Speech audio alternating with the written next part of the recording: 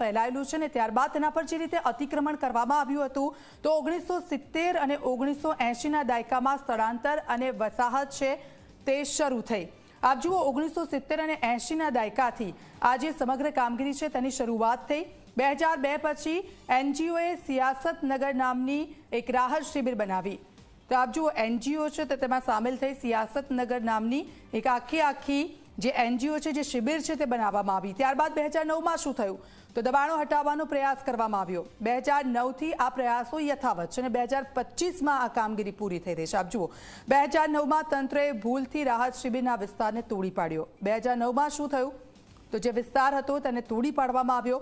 2010માં હુલ્લડ વળતર અરજીમાં પુનઃચયન દાખલ કરવામાં આવ્યું। 2010માં હુલ્લડ વળતર અરજીમાં પુનઃચયન દાખલ કરવામાં આવ્યું ને ત્યારબાદ હાઈકોર્ટ તરફથી આદેશ કરવામાં આવ્યો। આપ જુઓ 2011માં કોર્ટે જે આદેશ કર્યો વળતરનો આદેશ આપવામાં આવ્યો।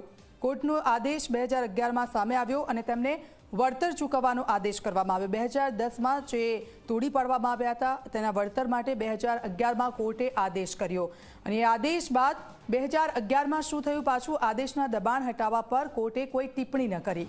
એ આદેશ બાદ જે દબાણો હટાવવાની જે કામગીરી કરવામાં આવી છે તેને લઈને કોર્ટે કોઈપણ પ્રકારની ટિપ્પણી નહોતી કરી અને ત્યારબાદ 2012માં શું થયું તળાવને સુરક્ષિત રાખવા માટે નિયમિત પાણી ભરવાનું શરૂ થયું।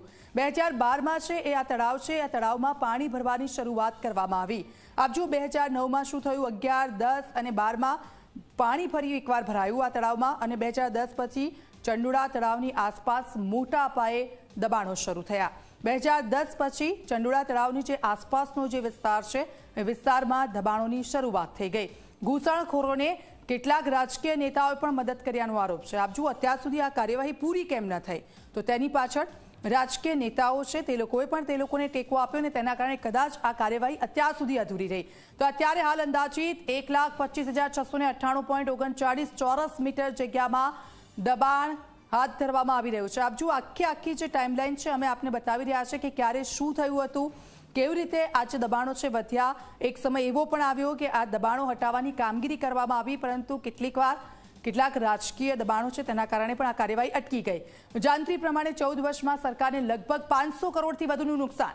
જો જાણકારી પ્રમાણે જોવા જઈએ તો લગભગ 14 વર્ષમાં 500 કરોડથી વધુનું નુકસાન છે એ આના કારણે સરકારને થયું છે। પરંતુ હવે આ જે તમામ લોકો છે તે લોકોને એક સ્પષ્ટ સંદેશો અમદાવાદના ચંડોળા વિસ્તારમાંથી આપી દેવામાં આવ્યો છે કે ગેરકાયદેસર વસાહત હશે અસામાજિક પ્રવૃત્તિઓ હશે તેવા કોઈ પણ લોકોને છોડવામાં નહીં આવે અને સીધા દ્રશ્યો અમે આપને બહારના બતાવી રહ્યા છે। આ ડેપોનો વિસ્તાર છે અને ત્યાં હાલ જે આ વાહનો છે કે જે ડિમોલેશનની કામગીરી થશે અને ત્યારે વપરાશે તેને લઈને કામગીરી માટેના વાહનો છે। આપ જો ડમ્પરોનો ખડકલો આટલો બધો ક્યારેય આપણે નહીં જોયો હોય આ વિસ્તારમાં।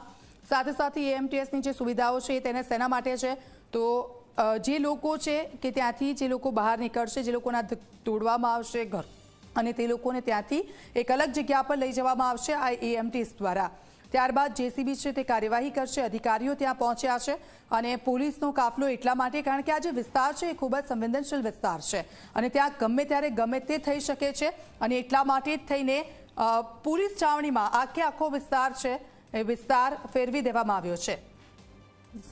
સીધા જઈશું અમારા સહયોગી નિધિ અમારી સાથે જોડાઈ ગયા છે। નિધિ આટલું મોટું ડિમોલેશન પહેલી વાર જોયું આપણે।